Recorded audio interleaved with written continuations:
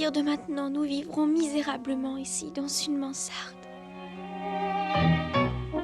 Plus de fauteuil pour t'asseoir, plus de bureau, c'est fini. Nous n'avons plus rien ici, c'est une autre vie, un autre univers où il nous faudra lutter et travailler. Mais ensemble, nous y arriverons.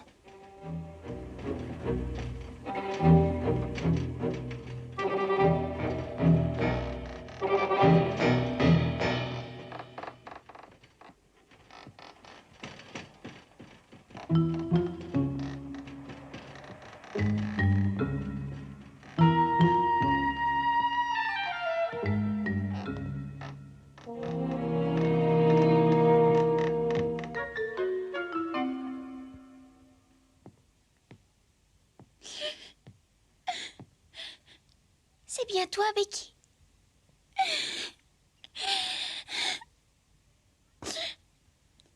Oui, mademoiselle. Je t'en prie, entre. Oh, ma pauvre mademoiselle. Je t'attendais, Becky. J'étais certaine que tu viendrais. Ça me fait plaisir de te voir. Entre.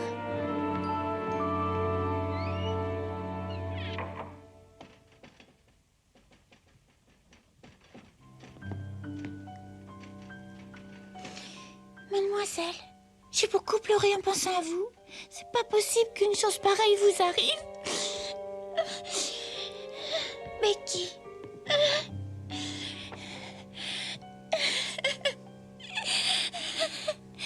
Vous n'aviez même pas une bougie dans votre chambre. Une demoiselle de votre rang.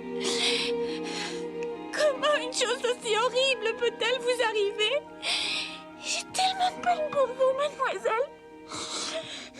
Becky, ne pleure pas, Becky. Ne t'inquiète surtout pas pour moi. Je suis très forte. Oui, je sais, mais je considère mademoiselle comme une princesse. Et une princesse ne peut pas vivre ici. Rappelle-toi ce que je t'ai dit. Toi et moi, nous sommes deux petites filles tout à fait semblables. Souviens-toi du jour où tu es venue me voir. Nous étions installées confortablement dans ma chambre comme des princesses.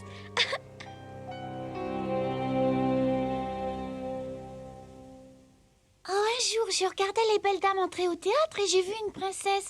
Quand je vous ai vue, j'ai immédiatement pensé à elle. Vous lui ressembliez tellement. Ah oui? Tu sais, à vrai dire, je ne me sens pas du tout une princesse. Mais vraiment pas du tout. Je n'y ai d'ailleurs jamais pensé. Non? Tu sais, Becky, toi et moi, nous sommes semblables. Nous sommes deux petites filles. J'aurais très bien pu être toi et toi être moi. Tout ça n'est qu'une question de hasard à la naissance. Tu es Becky par accident et moi Sarah par accident. Vraiment? Mais oui, tu aurais pu naître à ma place et moi à la tienne. Tu vois, nos vies auraient pu être totalement inversées. Ce jour-là, je ne réalisais pas à quel point j'avais raison. Aujourd'hui, j'en ai pleinement conscience. D'ailleurs, tu vois combien j'ai changé. Ne t'inquiète pas pour moi. Ma condition actuelle n'est pas aussi mauvaise que tu peux l'imaginer. Je suis heureuse que tu sois là, Becky. Ta présence va m'aider beaucoup.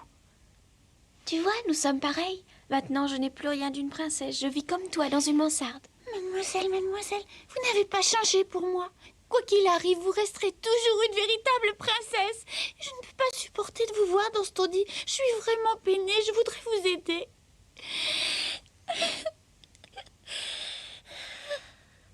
Becky, calme-toi. Pour vous aider, je viendrai tous les matins m'occuper de vous, mademoiselle. Il va bien falloir faire le ménage dans cette chambre. Mais non. Oh oui, je vous ai aussi apporté quelque chose d'important.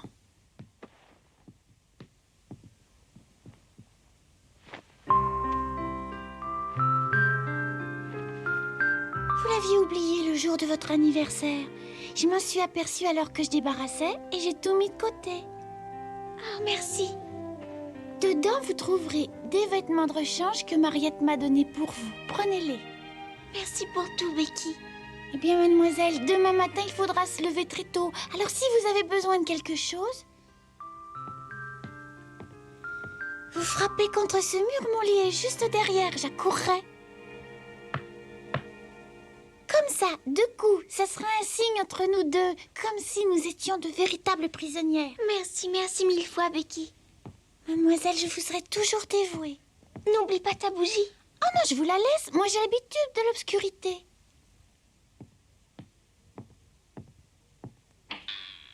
Très bonne nuit, mademoiselle Sarah, dormez bien. Bonne nuit, chère Becky. Merci. Je te remercie infiniment.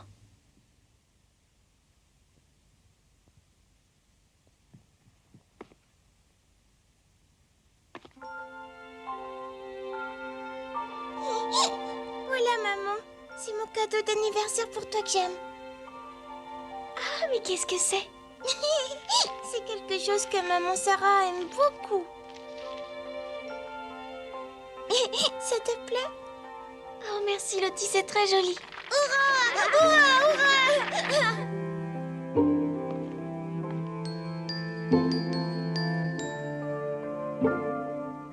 C'est pour toi. Mon papa m'a envoyé ce livre pour que je lise, mais pour moi c'est bien trop compliqué. Merci beaucoup, Marguerite.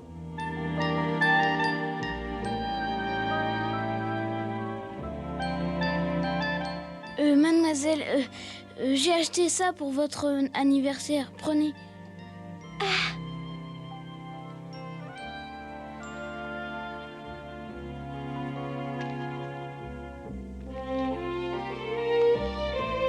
Oh, merci beaucoup, Peter. Oh, ma petite Lottie, Marguerite, je ne pourrai plus être votre amie.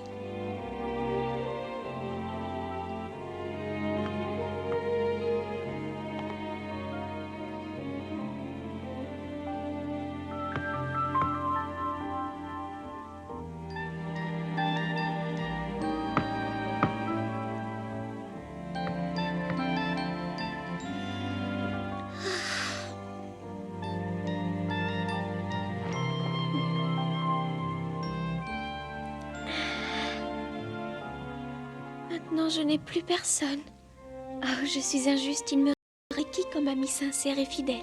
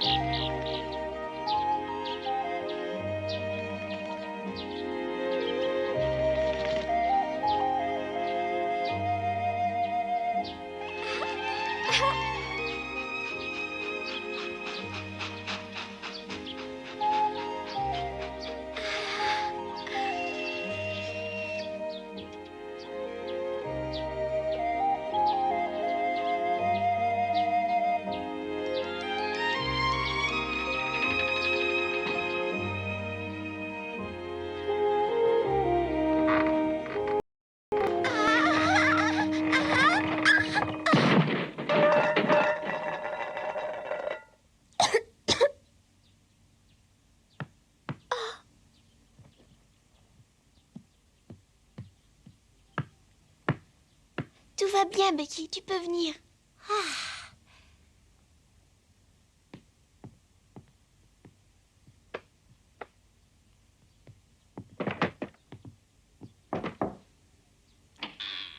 Mademoiselle, je viens vous aider à vous habiller. Tu sais, je n'ai rien d'autre à me mettre. Alors je vais nettoyer et balayer votre chambre. Ça ira, Becky. Désormais, c'est moi toute seule qui devrais tout faire ici, sans l'aide de personne. Mais vous savez pas balayer. En plus, c'est pas un travail. T'inquiète pas, j'y arriverai. Mais toi, ne devrais-tu pas commencer ton travail? Je sais que tu as de dures journées.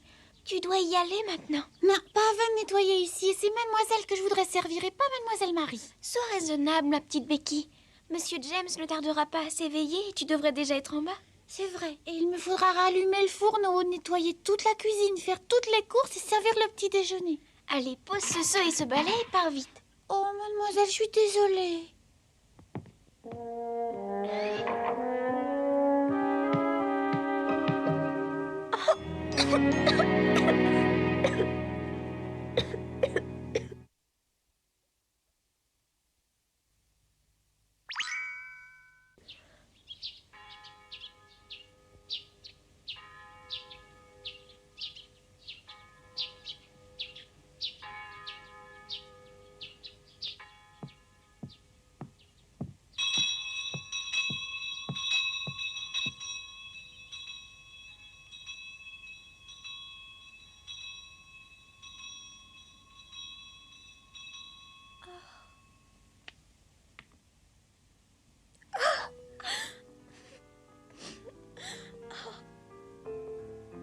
Les cours vont commencer, Émilie, mais pas pour moi. Viens. À partir d'aujourd'hui, je commence à travailler. Tu vas être toute seule, ma chérie. Ma pauvre petite, il va falloir que j'aille dès maintenant voir mademoiselle la directrice. Tu vas être très sage et mignonne et quand je reviendrai ce soir, nous serons contentes de nous retrouver et nous oublierons notre séparation.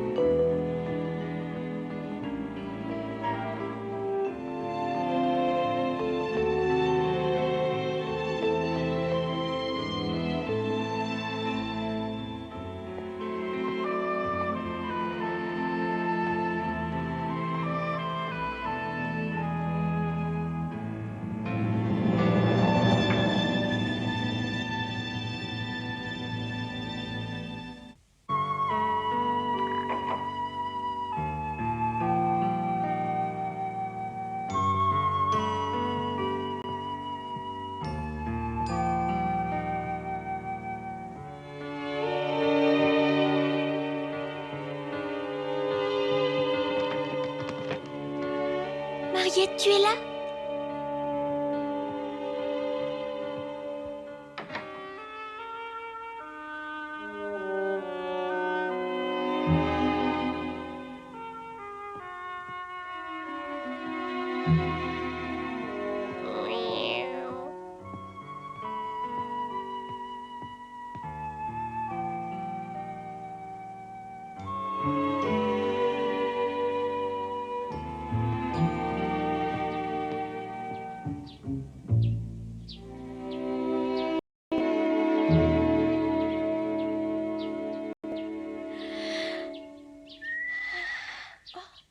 Hé, Oh, mais ce sont mes affaires!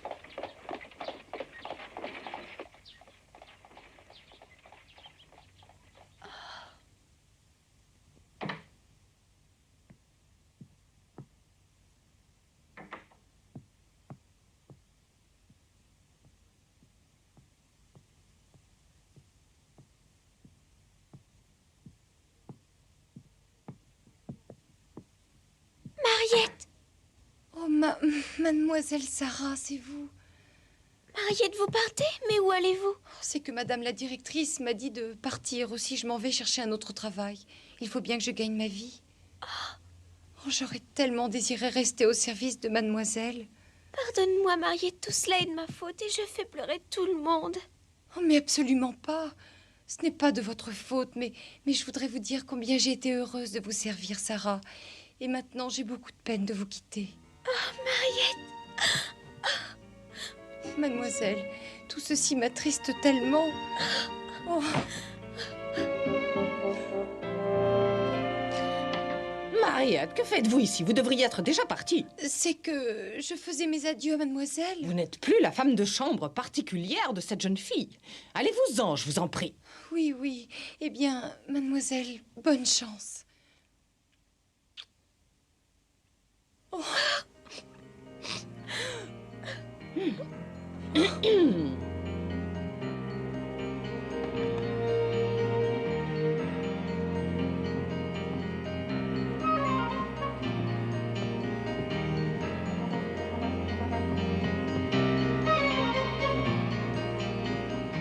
Puis-je savoir pourquoi vous n'êtes pas venu me voir immédiatement à votre réveil?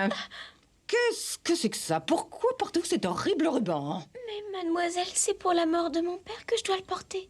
Votre père a fait faillite. Il est mort et a fait du tort à mon école. Il n'y a plus personne pour vous plaindre. Même en portant cela, personne ne fera attention à vous. Enlevez-moi ça immédiatement. C'est un comble, une vraie mule. Vous oubliez que si vous restez ici, c'est grâce à ma charité et qu'il vous faudra apprendre à obéir. Je ne peux pas l'enlever.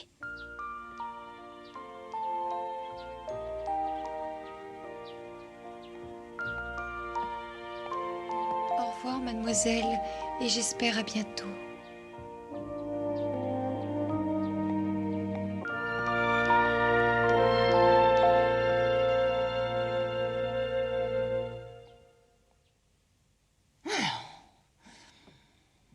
Bien, eh bien, faites comme vous voulez, petite désobéissante.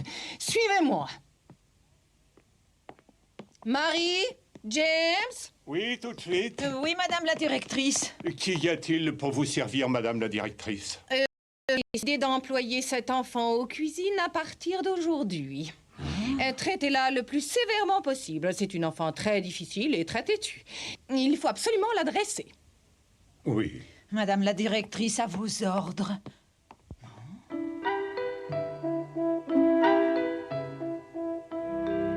Bon, vous allez pouvoir commencer par débarrasser la table de vos anciennes camarades. Oui. Et rappelez-vous de ne pas jeter les restes des repas. Ce sera votre nourriture. Oui. Oh, mademoiselle! Tu parles d'une demoiselle. Cette fille-là est dans la même condition que toi. Pas de mademoiselle devant moi, tu l'appelleras Sarah, un point c'est tout. D'accord, Sarah. Allez, dépêchez-vous toutes les deux, rangez-moi ça.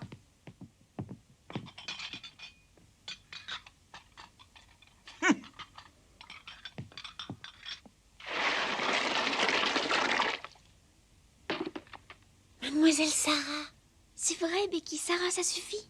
Oui, bon, comme on me l'a demandé, pendant le service, je vous appellerai plus mademoiselle. Ne m'en veuillez pas, surtout. C'est Becky, ce n'est pas important.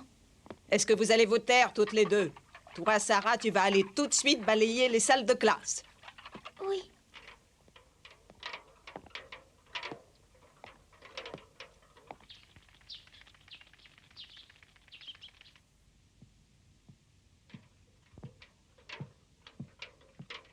Après tu, la deuxième personne, on met un S. Qu'elles étudient et moi je travaille.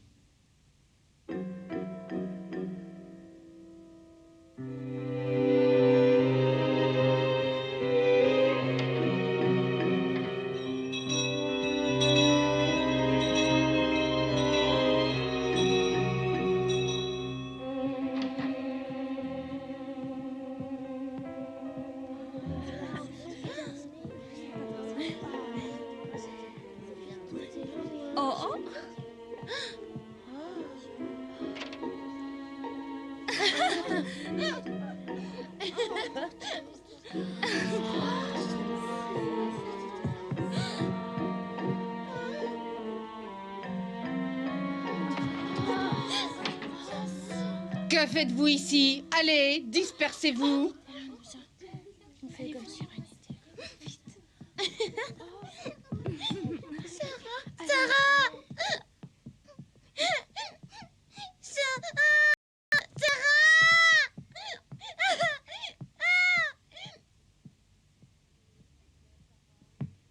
Eh bien, Sarah, Oui. qu'avez-vous donc à traîner? Dépêchez-vous de balayer les classes, voyons. Mademoiselle la directrice, j'ai une faveur à vous demander. Qu'est-ce que vous dites? Je voudrais étudier. Je voudrais tellement étudier. Pourriez-vous m'autoriser à aller dans la salle de classe après les cours pour travailler? Il n'en est pas question. Dans votre misérable situation, je vous garde pour travailler et non pour étudier. Allez, dépêchez-vous. Au travail. Oubliez les études. Amélia, Oui, mademoiselle. interdisez formellement aux élèves de parler familièrement à Sarah. Les petites filles aiment s'apitoyer sur des histoires tristes. Si elle se met à raconter son histoire de façon romantique, ce sera très néfaste pour la réputation de notre école. Où allons-nous ?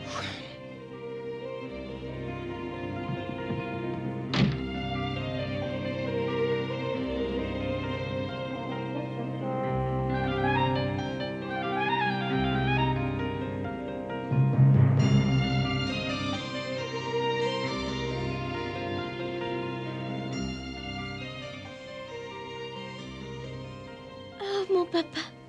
Même toute seule, j'ai l'intention de continuer à étudier pour nourrir mon esprit.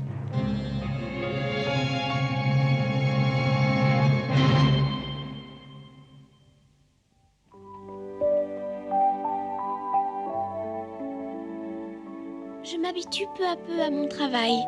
Je m'entends très bien avec Becky, qui me fait de fréquentes visites dans ma mansarde. J'adore l'entendre venir dans la nuit avec sa bougie. C'est bon d'avoir une amie.